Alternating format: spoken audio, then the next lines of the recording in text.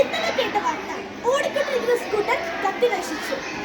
ഇങ്ങനെ എത്രയെത്ര തീപിടുത്ത അപകടങ്ങൾ ലേബർ ക്യാമ്പുകളിൽ, കോളേജുകളിൽ, ഓഫീസുകളിൽ, ആശുപത്രികളിൽ. അതെ, ഇവിടെയാണ് നമ്മളുടെ ഫയർ ഡിറ്റക്ടർ അലാറത്തിന്റെ ഉപയോഗം.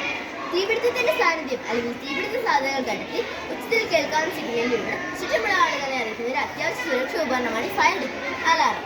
ഇത് കൂടുതലായി പ്രയോജനപ്പെടുത്താൻ ഇടകളെന്ന് പറഞ്ഞത് പാർപ്പിട കെട്ടിടങ്ങൾ, അതായത് വീടുകൾ, ഫ്ലാറ്റുകൾ, അതുപോലെയുള്ള സ്ഥലങ്ങൾ.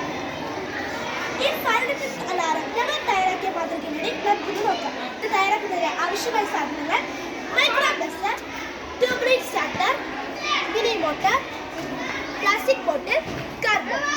ഇതിലൂടെ നമുക്കുണ്ടാകുന്ന പ്രയോജനങ്ങൾ എന്താണെന്ന് വെച്ചാൽ, തീപിടുത്തത്തെക്കുറിച്ച് ഒരു മുൻകൂർ അറിയിപ്പ് നമുക്ക് ലഭിക്കും. വസ്തുവകകൾക്ക് കേടുപാടുണ്ടാകുന്ന ഇതുമൂലം നമുക്ക് കുറെ കുറയ്ക്കാൻ പറ്റും. താമസക്കാരുടെ സുരക്ഷ മെച്ചപ്പെടുത്താനുള്ള ഒരു സുരക്ഷാ ചട്ടം പാലിക്കൽ കൂടിയാണ് ഇതിലൂടെ നമുക്കുണ്ടാകുന്ന പ്രയോജനങ്ങൾ.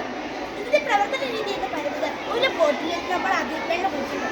അതിനുശേഷം ഈ ട്യൂബ് ലൈറ്റ് സ്റ്റാർട്ടർ ഒരു സിഗരറ്റ് ലാമ്പ് ഉപയോഗിച്ച് കത്തിച്ച് ചൂടാക്കുന്നു. അപ്പോൾ ഈ ചൂടിന്റെ സാന്നിധ്യം വന്നതിന് ശേഷം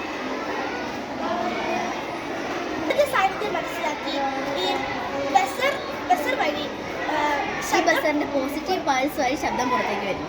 അങ്ങനെ ഈ മിനി മോട്ടറിൽ നിന്ന് വെള്ളം വഴി ഈ തീയുള്ള സ്ഥലത്തേക്ക് ഈ മെസൻ പൈപ്പ് വെള്ളം ഒഴിച്ച് ഇത് അടയ്ക്കുന്നു. ഇങ്ങനെയാണ് ഇതിന്റെ പ്രവർത്തന രീതി. ഇത് ഇപ്പോഴത്തെ കാലഘട്ടത്തിലുള്ള ആൾക്കാർക്ക് ഇത് വളരെ ഉപകാരമാണ്.